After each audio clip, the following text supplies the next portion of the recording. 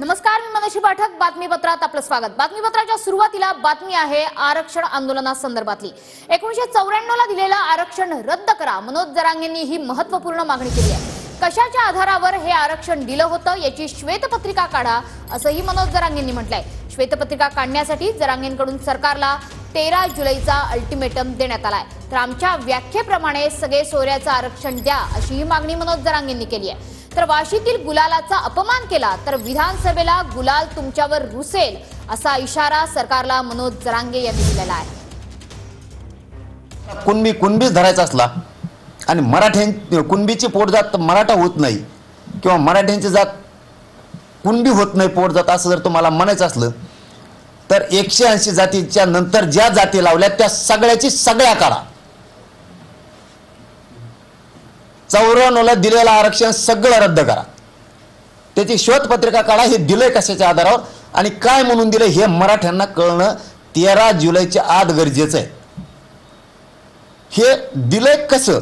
180 जाती जर 83 क्रमांकाला आहेत ओबीसीच्या यादीच्या, 1967 ला आरक्षण दिलं त्यावेळेस तिथं कुणबी आहे, बाकीच्या जाती आहेत, त्याच्यात मेन जाती आहेत आणि मेन जातीच्या उपजाती पोटजाती ह्या त्यानंतर घेतल्या.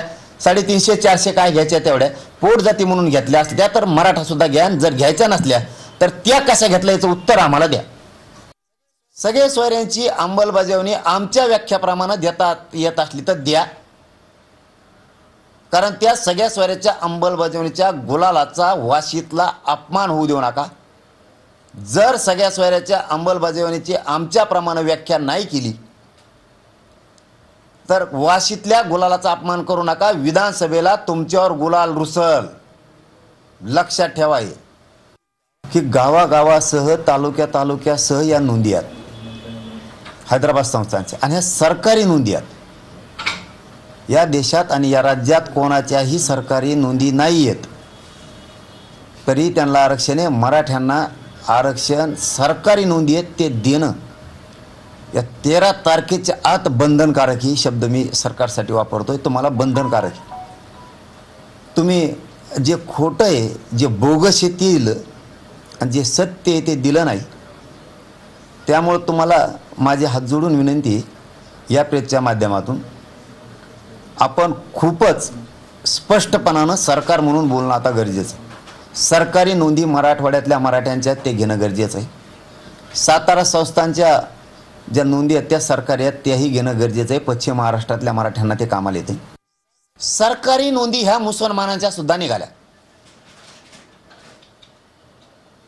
जर त्यांच्या मुसलमानाच्या कुणबी म्हणून नोंदी निघाल्यात, लिंगायत समाजाच्या निघाल्यात, मारवाडी समाजाच्या निघाल्यात, ब्राह्मण समाजाच्या निघाल्यात, आणखीन लोहार समाजाच्या निघाल्यात, जर यांच्या नोंदी सरकारी निघाल्यात, हे शेतकरी आहेत, कुणबी आहेत म्हणून,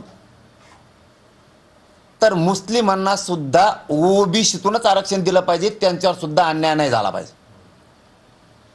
जे कायद्याने बोलायचं ना तुम्हाला आता कायद्याने बोला. त्याच्यात पाशा पटेलांचं नाव सांगतो, त्यांची कुणबीमधून नोंद निघाली, एकच नाव सांगतो. जर मुस्लिमांची कुणबी सरकारी नोंद म्हणून निघाली असली तर सगळ्या मुस्लिमांना या राज्यातल्या तुम्ही कुणबी म्हणून ओबीसीत आरक्षण दिलं पाहिजे. तुम्ही कसे देत नाही तेच बघतो मी.